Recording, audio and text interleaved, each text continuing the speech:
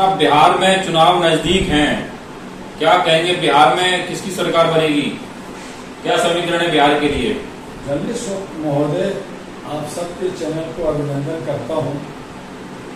बिहार का चुनाव दिलचस्प चुनाव होगा, क्योंकि बिहार ही एक ऐसा राज्य है जहां पे राजनीति से ओत प्रोत सारी जनता होती है।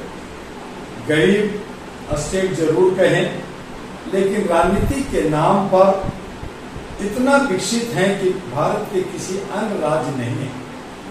आज सिर्फ बिहार को जीतने के लिए, चाहे वो सत्ता पक्ष हो चाहे विपक्ष हो, पूरी ताकत लगा रखी है। खूब पैसे की बहार हो रही है, बड़े बड़े योजना पर योजना का घोषणा हो रहा है, पकड़धर हो रहा है, राहुल को भगाया जा रहा है, एफआईआर लॉन्च हो रहा है और हर कोई दावा कर रहा है मैं जीतूंगा। जहां एनडीए पूरी ताकत लगा रही है, फुल फॉर्म में है, और वहां पे हो सकता है कि पलटू राम, नीतीश कुमार कहीं ना कहीं लास्ट में पलट जाए तो गेम खराब हो सकता है। दूसरी तरफ जो हमारे तेजस्वी यादव है, जनता दल है और कांग्रेस और उसके घटक इंडिया घटक है, वहां पे सीट का बंटवारा और लूट की खसोट की बंटवारा, जनता का कोई भी इशू कैसे सोल्व होगा, कैसे सोल्व किया गया, नहीं, बल्कि गुंडा राज चल रहा है। वहीं पे नया विकल्प के लिए बहुत सारी पार्टियां, एक नहीं 44 पार्टियां बिहार के अंदर दावा ठोक रही है। बिहार को लेके अहरा national party, all India human rights national party सबसे हटकर एक नया विकल्प लेकर बिहार के नौजवानों को आर्थिक आजादी कैसे मिले, सामाजिक भागीदारी कैसे मिले, हिस्सेदारी कैसे मिले, जो राष्ट्रीय जनगणना जातीय जनगणना की घोषणा हुई है, क्या वो सिर्फ आवाज होगी या उसे धरातल पे उतारा जाएगा, उन तमाम चीजों को लेकर करके अहरा नेशनल पार्टी की एमपी दावा ठोक रही है।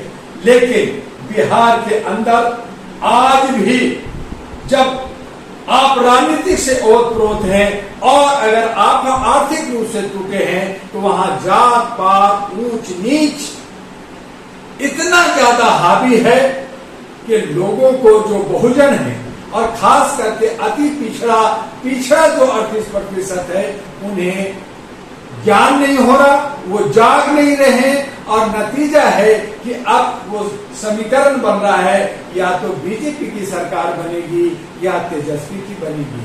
तीसरा जो विकल्प बनना था या बन रहा है, उसकी इसको संभावना नहीं दिख रही है।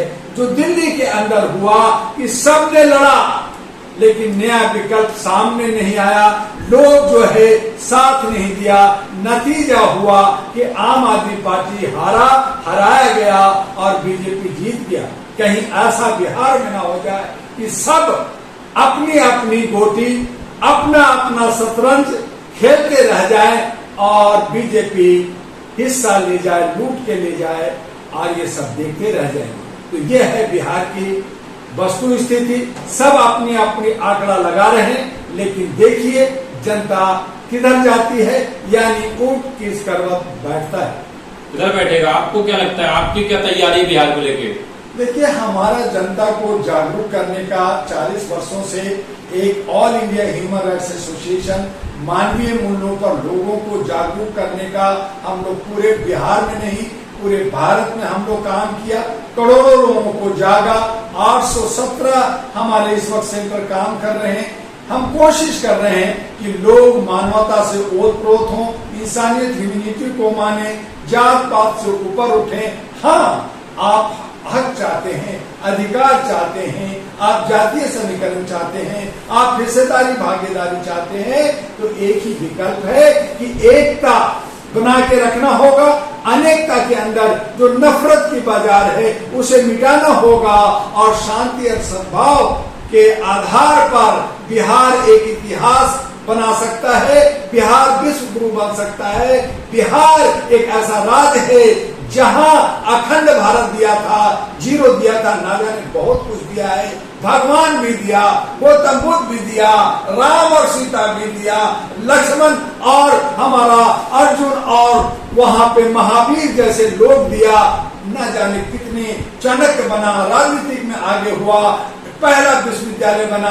और इन तमाम चीजों को देखते हुए अगर बिहार के लोगों ने मानवता को माना, डॉक्टर दुआ को माना, आहरा नेशनल पार्टी एनपी को माना, तो याद रखिएगा एक नया समय आएगा, एक नया विकल्प आएगा, न सिर्फ बिहार के लिए, पूरे भारत के लिए। और इसलिए हम लोग वहां अथक प्रयास कर रहे हैं।